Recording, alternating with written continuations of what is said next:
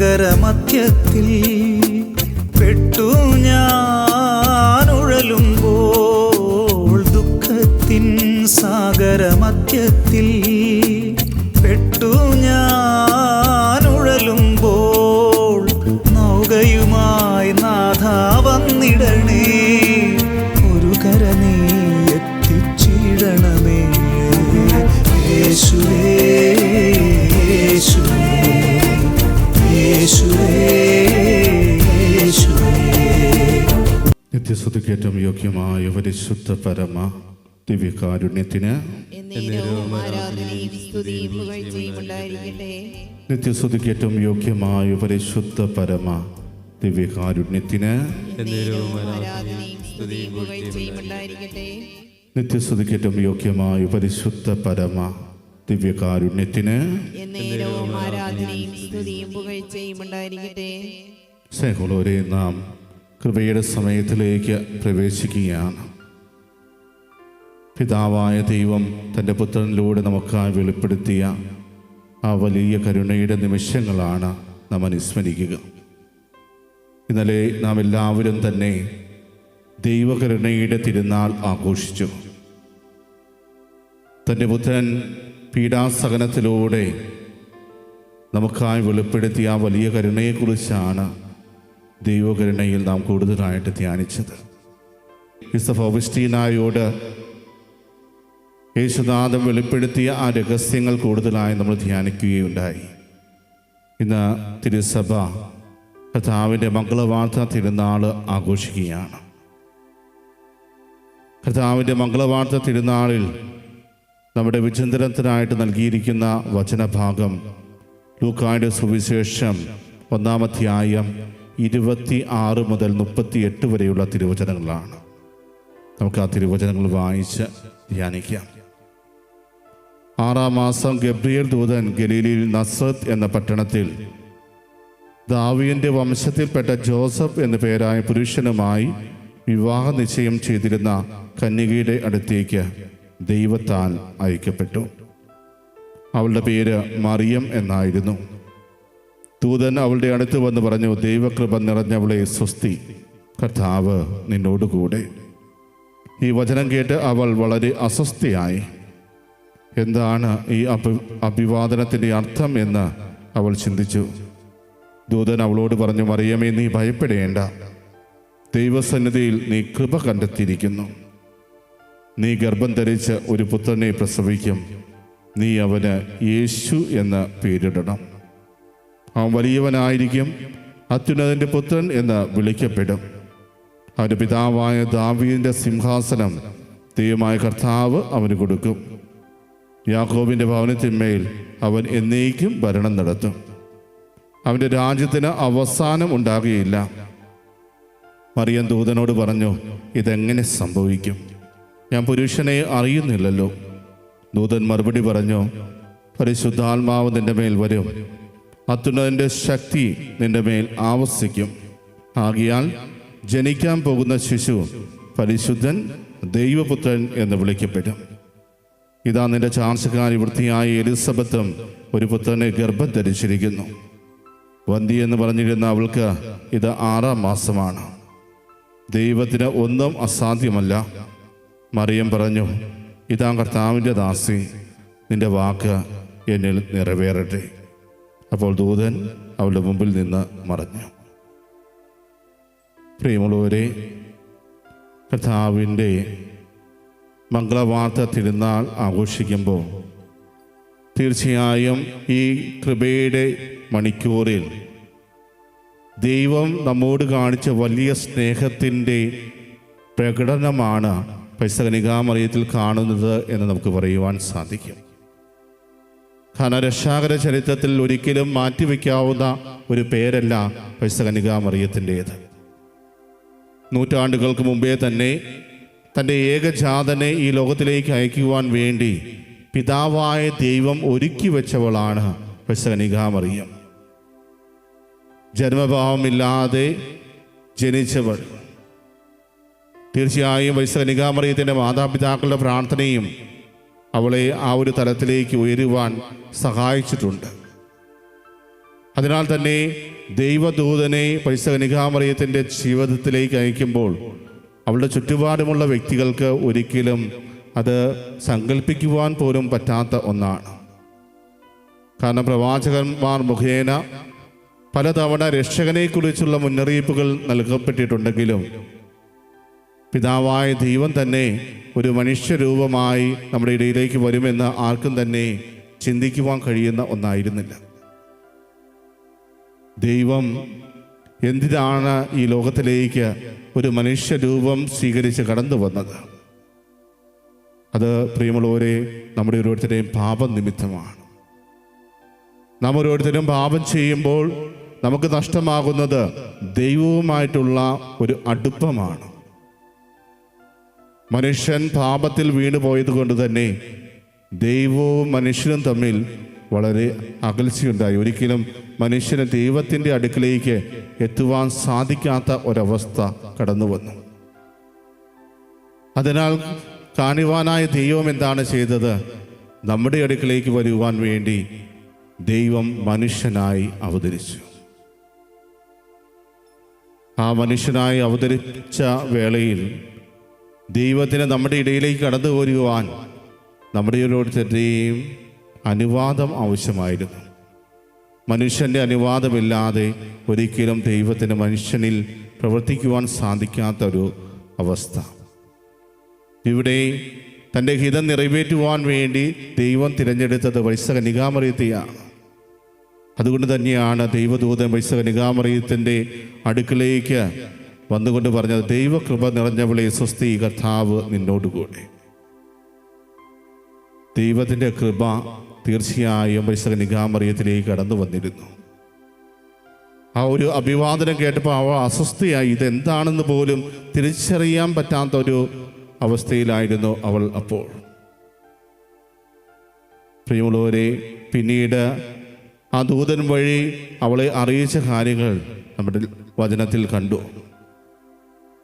എല്ലാത്തിനും അവസാനം അവൾ നൽകുന്ന മറുപടിയാണ് ഇന്ന് ലോകം മുഴുവൻ അവളെ ഭാഗ്യവതി എന്ന് വിളിക്കുവാൻ കാരണമായി മാറുന്നത്. ഇതാ കർത്താവിൻ്റെ ദാസി, നിന്റെ വചനം പോലെ എന്നിലാവട്ടെ. ഒരു സമ്പൂർണമായ സമർപ്പണം. പ്രിയമുള്ളവരെ, തൻ്റെ ആഗ്രഹങ്ങളും സ്വപ്നങ്ങളും എല്ലാം മാറ്റിവെച്ചുകൊണ്ട് പരിശുദ്ധ കന്യകാമറിയം നടത്തിയ ഒരു സമ്പൂർണമായ സമർപ്പണമാണ് നമുക്കവിടെ കാണുവാൻ സാധിക്കുക. ആ ഒരു സമർപ്പണം അവൾ നടത്തുമ്പോൾ, ഇതാ കർത്താവിൻ്റെ ദാസി, നിന്റെ വചനം പോലെ എന്നിൽ ഭവിക്കട്ടെ എന്ന് അവൾ ഏറ്റുപറയുമ്പോൾ, പ്രിയമുള്ളവരെ, അവൾ മറ്റൊന്നിനെക്കുറിച്ച് ചിന്തിക്കുന്നില്ല എന്ന് വേണം നമ്മൾ മനസ്സിലാക്കുക. നമ്മൾ ചിന്തിച്ചു നോക്കിയാൽ തന്നെ ഒരിക്കലും അംഗീകരിക്കാൻ പറ്റാത്ത ഒരു കാര്യമാണ് അവിടെ നടക്കുക. ഇതുവരെ കേട്ടുകേൾവി പോലും ഇല്ലാത്തൊരു സംഭവം. വിവാഹ നിശ്ചയം പോലും കഴിഞ്ഞിരിക്കുന്ന ഒരു കന്യകയുടെ അടുത്തേക്കാണ് ദൈവദൂതൻ കടന്നു വന്ന്, നീ പരിശുദ്ധാത്മാവിനാൽ ഗർഭം ധരിക്കാൻ പോകുന്നു എന്ന വാർത്ത അറിയിക്കുന്നത്. ഇന്ന് കർത്താവിൻ്റെ മംഗളവാർത്ത തിരുനാൾ ആഘോഷിക്കുമ്പോൾ ഒരുപക്ഷെ ആ ഒരു വാർത്ത മറിയത്തിൻ്റെ ചെവികളിലേക്ക് എത്തിയപ്പോൾ അത് വളരെ വേദനാജനകമായ ഒരു സംഭാഷണമായിട്ട് മാറിയിട്ടുണ്ടാകാം. ഒരിക്കലും മംഗളകരമായ ഒരു വാർത്തയല്ല അറിയിച്ചത്.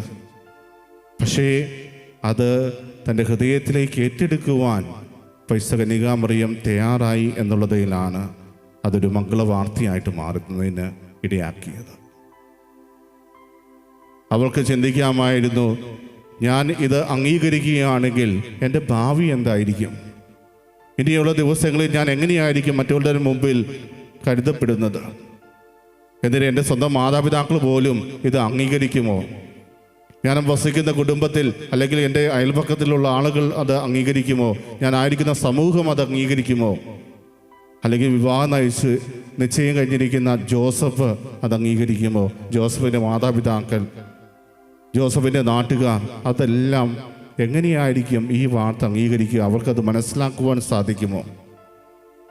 കേട്ട എനിക്ക് പോലും അത് എന്താണെന്ന് മനസ്സിലാക്കുവാൻ സാധിച്ചിട്ടില്ല. പിന്നെ എങ്ങനെയാണ് മറ്റുള്ളവർ അത് മനസ്സിലാക്കുക? അങ്ങനെ ഒത്തിരിയേറെ ചിന്തകൾ അവളുടെ മനസ്സിലേക്ക് കടന്നു വരാനുള്ള സാധ്യതകളുണ്ടായിരുന്നു. പക്ഷേ അവൾ ഒന്ന് മാത്രം തിരഞ്ഞെടുത്തു. ഞാൻ വിശ്വസിക്കുന്നത് എൻ്റെ ദൈവമായ കർത്താവിലാണ്. ആ കർത്താവിൽ പൂർണ്ണമായി ഞാൻ ശരണം വയ്ക്കുന്നു. കർത്താവിൽ പൂർണ്ണമായി വിശ്വാസം അർപ്പിക്കുന്നു. അതിനാൽ പ്രിയമുള്ളവരെ, പരിശുദ്ധ കന്യകാമറിയം ധൈര്യപൂർവം പിതാവായ ദൈവത്തിൻ്റെ ഹിതത്തിന് മുമ്പിൽ ആമേൻ പറഞ്ഞു. ഒന്ന് ആലോചിച്ച് നോക്കുക, നമ്മുടെ ജീവിതത്തിൽ പല തീരുമാനങ്ങൾ എടുക്കുമ്പോഴും ദൈവഹിതം നമ്മൾ ആരായാറുണ്ടോ? ഇന്ന് ഈ ലോകത്തെ നമുക്കെല്ലാവർക്കും സ്വന്തമായ തീരുമാനങ്ങൾ എടുക്കുവാൻ ഒത്തിരിയേറെ താല്പര്യമുള്ളവരാണ്. ഇവിടെ പരിശുദ്ധ കന്യകാമറിയം തൻ്റെ സ്വന്തം താല്പര്യങ്ങളെല്ലാം മാറ്റിവെച്ചു. തൻ്റെ ആഗ്രഹങ്ങൾ, തൻ്റെ സ്വപ്നങ്ങൾ, തൻ്റെ ഭാവി ജീവിതം അതെല്ലാം മാറ്റിവെച്ചുകൊണ്ട് പിതാവായ ദൈവത്തിൻ്റെ ഹിതത്തിന് വേണ്ടി അവൾ ജീവിക്കുവാൻ തുടങ്ങി. പ്രിയമുള്ളവരെ, നമ്മുടെ ജീവിതത്തിലും ഇതുപോലെ പിതാവായ ദൈവത്തിൻ്റെ ഹിതം നിറവേറ്റുവാൻ നമ്മൾ തയ്യാറാണ്. മറിയത്തിൻ്റെ ജീവിതത്തിൽ ഈ ഒരു തീരുമാനം കൈക്കൊണ്ടത് വഴി ഒത്തിരിയേറെ വേദന ഉണ്ടായിട്ടുണ്ട്, കഷ്ടപ്പാടുകൾ സഹിക്കേണ്ടതായിട്ട് വന്നിട്ടുണ്ട്, ഒരമ്മയും കാണാത്ത കാര്യങ്ങൾ കാണേണ്ടതായിട്ട് വന്നിട്ടുണ്ട്. ഒരമ്മയുടെ മുമ്പിൽ വെച്ച് തന്നെ സ്വന്തം മകനെ കുത്തി നോവിക്കുന്നത് പോലും കാണുന്ന അവസ്ഥ, ചാട്ടമാറുകൊണ്ട് അടിക്കുന്നത്, കുരിശൻ ചുമന്നുകൊണ്ട് വഴിയിലൂടെ നടക്കുന്നത്, അങ്ങനെ ഒരമ്മയ്ക്ക് ഒരിക്കലും സഹിക്കാൻ പറ്റാത്ത കാഴ്ചകളാണ് പരിശുദ്ധ കന്യകാമറിയം കണ്ടത്. ഒരിക്കൽ പോലും ഒരു പരാതിയും പറയാതെ ഇതെല്ലാം പിതാവായ ദൈവത്തിൻ്റെ ഹിതമാണ് എന്ന് അംഗീകരിച്ചുകൊണ്ട് ജീവിച്ച ഒരു മാതൃക. എന്നാൽ നമ്മുടെ ജീവിതത്തിൽ നമുക്കും ഇതുപോലെ ചെയ്യുവാൻ സാധിക്കുമോ? എൻ്റെ ജീവിതത്തിലൂടെ പിതാവായ ദൈവം എന്താണ് സ്വപ്നം കാണുന്നത് എന്ന് തിരിച്ചറിയുവാൻ നമുക്ക് സാധിക്കുന്നുണ്ടോ? മറിയത്തെ നൂറ്റാണ്ടുകൾക്ക് മുമ്പേ തിരഞ്ഞെടുത്ത് തൻ്റെ ഹിതത്തിന് വേണ്ടി വിനിയോഗിച്ചതുപോലെ നമ്മുടെ ഓരോരുത്തരെയും ജീവിതത്തിലൂടെ പ്രവർത്തിക്കാൻ ആഗ്രഹിക്കുന്നവനാണ് നമ്മുടെ ദൈവം. നമ്മളെ ഓരോരുത്തരെയും പേര് ചൊല്ലിയ ആ ദൈവത്തിന് തീർച്ചയായും നമ്മളെക്കുറിച്ചും ഒത്തിരിയേറെ പദ്ധതികളുണ്ട്. എന്നാൽ നമ്മുടെ ഭാഗത്തു നിന്നുണ്ടാകേണ്ട ഒരേ ഒരു കാര്യം പരിശുദ്ധ കന്യകാമറിയത്തെ പോലെ ആ ആഗ്രഹത്തിന് ആമേൻ പറയുക ഇതാണ്. ഇതാ കർത്താവിൻ്റെ ദാസി, നിന്റെ ഹിതം എന്താണോ അത് എൻ്റെ ജീവിതത്തിൽ നിറവേറട്ടെ എന്ന് പറയുവാൻ നമുക്ക് സാധിച്ചാൽ പ്രിയമുള്ളവരെ, നമ്മളിലൂടെ ദൈവത്തിന് പ്രവർത്തിക്കുവാൻ സാധിക്കും. മനുഷ്യൻ്റെ അനുവാദം ആവശ്യമാണ് ദൈവത്തിന് പ്രവർത്തിക്കുവാൻ. കാരണം മനുഷ്യന് ദൈവം സ്വാതന്ത്ര്യം നൽകിയിട്ടുണ്ട്. തെറ്റ് തിരഞ്ഞെടുക്കുവാനും ശരി തിരഞ്ഞെടുക്കുവാനും വേണ്ട സ്വാതന്ത്ര്യം മനുഷ്യന് കർത്താവ് പ്രദാനം ചെയ്തിട്ടുണ്ട്. അത് എപ്രകാരമാണ് ആ സ്വാതന്ത്ര്യം നമ്മൾ വിനിയോഗിക്കുന്നത്, അതനുസരിച്ചാണ് നമ്മുടെ ഓരോരുത്തരെയും രക്ഷ ഇരിക്കുക. പ്രിയമുള്ളവരെ, ആ ഒരു രക്ഷയിലേക്ക് നമുക്ക് നടന്നെടുക്കുവാൻ സാധിക്കണമെങ്കിൽ തീർച്ചയായും പിതാവായ ദൈവത്തിൻ്റെ ഹിതം നാം ഏറ്റെടുക്കുവാൻ തയ്യാറാക്കണം.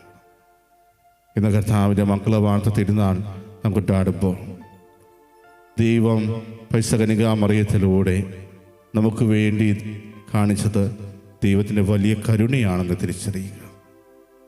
നമ്മളെ ഓരോരുത്തരെയും സ്നേഹിക്കുന്നവനാണ് അവനെന്ന് തിരിച്ചറിയുക. മനുഷ്യൻ പാപം ചെയ്ത് ദൈവത്തിന് അകന്നു പോകാൻ ആഗ്രഹിക്കുന്നവനല്ല ദൈവം. മറിച്ച് നന്മകൾ ചെയ്തുകൊണ്ട് ദൈവത്തിൻ്റെ വചനം അംഗീകരിച്ചുകൊണ്ട് അനുസരിച്ചുകൊണ്ട് ദൈവത്തോടൊപ്പം നടക്കുന്നവരായിട്ട് മാറുവാനാണ് അവിടുന്ന് ആഗ്രഹിക്കുക. അതിനാൽ പ്രിയമുള്ളവരെ, നമുക്ക് നൽകിയിരിക്കുന്ന ആ സ്വാതന്ത്ര്യം ഉത്തരവാദിത്വത്തോടെ നിറവേറ്റുവാൻ നമുക്ക് പരിശ്രമിക്കാം. അതോടൊപ്പം നമ്മുടെ ഓരോരുത്തരുടെയും ജീവിതത്തിൽ ദൈവത്തിൻ്റെ ഹിതത്തിന് എപ്പോഴും ഒന്നാം സ്ഥാനം നൽകാം.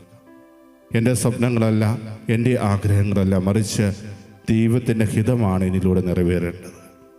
ദൈവത്തിൻ്റെ ഹിതത്തിന് മുമ്പിൽ നാം നമ്മളെ തന്നെ പൂർണ്ണമായി സമർപ്പിക്കുമ്പോൾ പ്രിയമുള്ളവരെ, അത് നമ്മുടെ മാത്രം ജീവിതത്തിൽ അനുഗ്രഹമായിട്ട് മാറുകയല്ല, മറിച്ച് നമ്മളിലൂടെ ദൈവം അനേകർക്ക് രക്ഷയായിട്ട് മാറും. പരിശുദ്ധ കന്യകാമറിയം പൂർണ്ണമായ സഹകരണം കർത്താവിന് നൽകിയപ്പോൾ അവളിലൂടെ കർത്താവിന് ഈ ലോകത്തിലേക്ക് കടന്നു വരാൻ സാധിച്ചു. ഈ മാനവകുലത്തെ മുഴുവൻ രക്ഷിക്കുവാൻ സാധിച്ചു. അതിനാൽ പ്രിയമുള്ളവരെ വിശുദ്ധ കന്യകാമറിയത്തെ മാതൃകയാക്കിക്കൊണ്ട് നമ്മുടെ ഓരോരുത്തരുടെയും ജീവിതത്തിൽ ദൈവഹിതത്തിന് ഒന്നാം സ്ഥാനം കൊടുക്കുവാനും അതിനനുസരിച്ച് ജീവിക്കുവാനും നമുക്ക് പരിശ്രമിക്കാം. പിതാവായ ദൈവം നമ്മോട് കരുണ കാണിച്ചത് കൊണ്ടാണ് തൻ്റെ പുത്രനെ ഈ ലോകത്തിലേക്ക് അയച്ചത്. ആ പുത്രനെ ഈ ലോകത്തിലേക്ക് അയക്കുവാനുള്ള മംഗളവാർത്തയാണ് വിശുദ്ധ കന്യകാമറിയത്തിൻ്റെ അടുക്കിലേക്ക് ദൈവദൂതനാൽ അറിയിക്കപ്പെട്ടത്. ഒരു പക്ഷേ കേട്ടപ്പോൾ അതൊരു മംഗളവാർത്തയായിരുന്നില്ല. എന്നാൽ തൻ്റെ ജീവിതം കൊണ്ട് വിശുദ്ധ കന്യകാമറിയം അതെല്ലാവർക്കും ഒരു മംഗളവാർത്തയാക്കി മാറ്റി. തൻ്റെ വ്യക്തിപരമായ ജീവിതത്തേക്ക് അവൾ നോക്കിയില്ല, മറിച്ച് നമ്മളുടെ ജീവിതത്തിലേക്കാണ് അവൾ നോക്കിയത്. ഞാൻ ഈ പറയുന്ന അത് എൻ്റെ മാത്രം രക്ഷയല്ല, മറിച്ച് ഈ ലോകത്തിൻ്റെ രക്ഷയാണ് പ്രദാനം ചെയ്യാൻ പോകുന്നത് എന്ന് അവൾ തിരിച്ചറിഞ്ഞപ്പോൾ തൻ്റെ സ്വപ്നങ്ങളും ആഗ്രഹങ്ങളുമെല്ലാം അവൾ മാറ്റിവെച്ചു. അതിനാൽ പ്രിയമുള്ളവരെ, വിശുദ്ധ കന്യകാമറിയം രക്ഷാകര ചരിത്രത്തിൽ മാറ്റി നിർത്താൻ പറ്റാത്ത ഒരു ക്യാരക്ടറാണ്. ആരാലും മാറ്റി നിർത്താൻ കഴിയാത്ത വിധം ഈ ലോകം മുഴുവൻ അവളെ ഭാഗ്യവതി എന്ന് വിളിക്കുന്നത് ഒരൊറ്റ കാരണം കൊണ്ടാണ്. ദൈവ തിരുഹിതത്തിന് മുമ്പിൽ തന്നെ പൂർണ്ണമായി സമർപ്പിച്ചതുകൊണ്ട്. പ്രിയമുള്ളവരെ, നമ്മളും അതുപോലെ ദൈവ തിരുഹിതത്തിന് മുമ്പിൽ നമ്മളെ തന്നെ സമർപ്പിച്ച നമുക്ക് ലഭിക്കാൻ പോകുന്ന സൗഭാഗ്യം വളരെ വലുതാണ്. ആ ഒരു ബോധ്യത്തോടെ നമുക്ക് കർത്താവിൻ്റെ ആശീർവാദം ഏറ്റുവാങ്ങാം.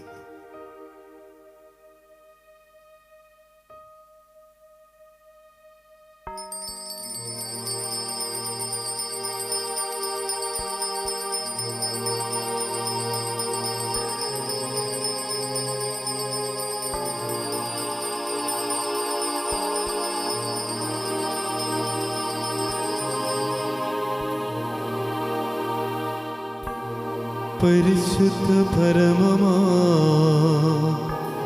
ദിവ്യകാരുണ്യമേ, എന്നുമെന്നും അങ്ങേക്കാരാധന. പരിശുദ്ധ പരമമാ ദിവ്യകാരുണ്യമേ, എന്നുമെന്നും അങ്ങേക്കാരാധന. പരിശുദ്ധ പരമമാ ദിവ്യകാരുണ്യമേ, എന്നുമെന്നും അങ്ങേക്കാരാധന.